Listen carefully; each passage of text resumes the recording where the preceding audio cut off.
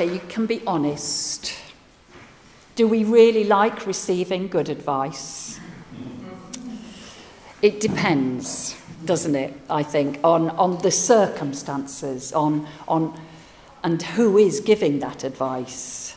I don't know about you, but there are people in my life, some really dear friends, who I rarely tell my problems to because they have such an urge to put me right and give me their pearls of wisdom when I really just want to air the problem and be heard. And then there are other people, and I hope you have these people in your life too. They're the ones I'd always choose to share my problems with because they listen so well and they seem to guide me towards my own solution rather than shoving their own views at me. So I think when it comes to advice, timing is crucial. When someone gives us that right advice at the right time, it can make such a difference. And at other times, that advice might just as well never have been uttered. So it's little wonder then that I'm so amused by Oscar Wilde's delightful wisdom on the front of the Order of Service sheet today when he tells us, I always pass on good advice. It's the only thing to do with it. It's never of any use to oneself. Now, there's plenty of good advice that's been around for thousands of years. I've been reading sayings and proverbs from around the world this week, some of which, as you can imagine, are culturally specific. Some are now very outdated. There's a surprising number of Old English proverbs full of advice about how women, children and dogs should be treated, with methods, frankly, we'd find abhorrent in this day and age. But then some sayings are timeless and universal in their message to us. Last week, several people mentioned traditional proverbs being helpful to them. Some of the favourites were, a stitch in time saves 9. Don't put off till tomorrow what you can do today. A bird in the hand is worth 2 in the bush. Just a few examples. And you'll no doubt have your own favourite sayings passed down through the generations, perhaps in your own family.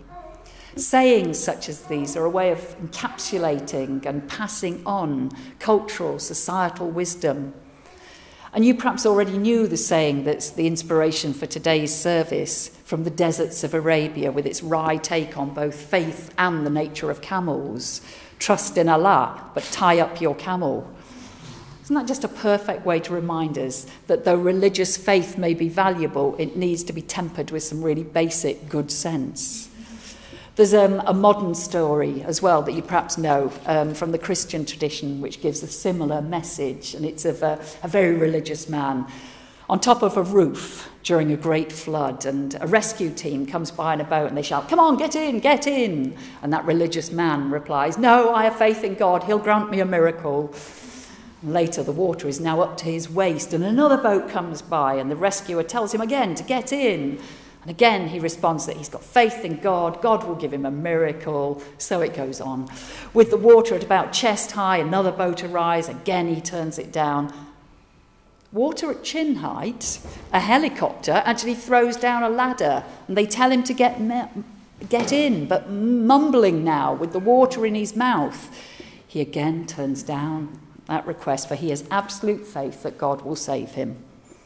And so he arrives at the gate of heaven with broken faith and says to St. Peter, "I thought God would grant me a miracle. I've been let down," complaining to management, clearly. And St. Peter smiles and responds, "I don't know what you're complaining about. We sent you 3 boats and a helicopter." Now, the message of sayings and stories such as these finds echoes in many of the self-help books that abound these days in bookshops and perhaps on a number of our bookshelves. I don't know if you're self-help fiends like me. I've just brought a few of mine down for you to have a look at later on. In days gone by, I think when changes in society and family structures came at a much more gentle pace, I suspect much of our good advice would have come from our families, from the elders of our communities, and from our religions. They would have helped people to establish their own moral compass, if you like. When we look at the growth of self-help publishing, two names stand out from its early days. Samuel Smiles, I don't know if you know that name, a Scottish reformer who published his first book called Self-Help in the 1850s and did so much with workers' education and mutual improvement societies to improve the lot of working people who'd been crammed into those Victorian cities in such an unhealthy way. That is not an easy read now, probably not on my recommended list, Self-Help by Samuel Smiles.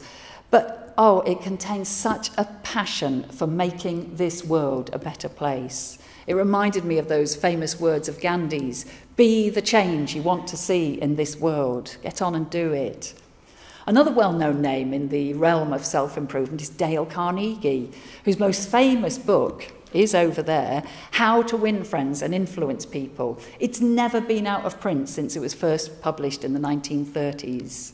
Another of his works, How to Stop Worrying and Start Living, is also hugely popular to this day. Now that title, How to Win Friends and Influence People, it's been joked about endlessly over the years. It's been dismissed as a guide for smarmy salespeople. Yet at its core, it's got a really simple and profound message. Be interested in other people and be as kind to them as you can possibly be. Not a bad piece of advice. Self-help books such as these often guide us to take responsibility in life. Responsibility for those external matters, but responsibility also for our own internal world too. We can change our thoughts, the message goes.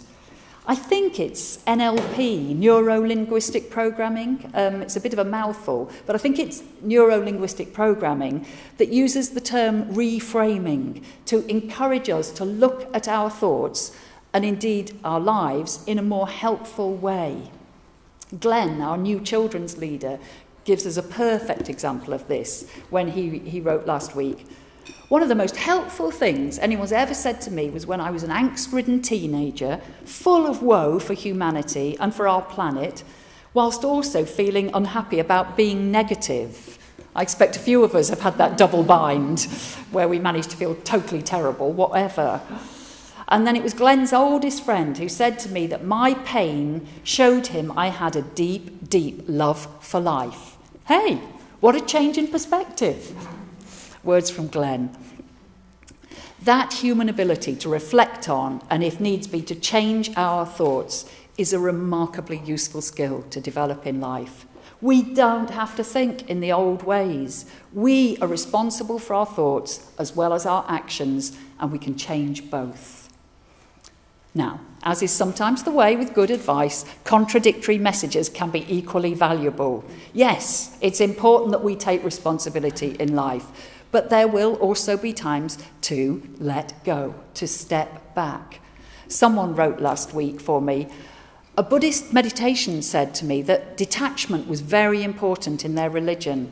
This surprised me, but I do find it useful to a degree, not getting overly involved in other people's problems or taking on responsibility for their lives. I found that very important. So I wonder what your good advice to yourself and indeed to others might be. It's something to talk over over a cup of tea or coffee after today's service, perhaps. And it's probably only right and proper for a Unitarian minister, after a whole week of study, all I can come up with is a list of contradictions. I wonder if any of these three bits of good and contradictory advice strike a chord with you. My first would be to be yourself. Yet never forget your ability to make changes, to grow and develop through the course of our lives. My second would be kind to others. Yet always remember that there are times to be tough in speaking the truth in relationship with others. And my third would be to be grateful for the gift of life itself. And then never forget just how very tough other people's lives can be.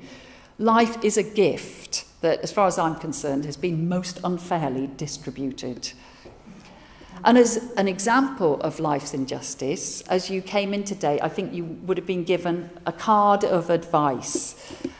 and that was just thrust upon you. But now you have the chance to change it. If you don't like that advice and don't want to take it, or if by any chance you didn't receive one, there are some more on the table there, and it's entirely up to you. Take the advice or leave it.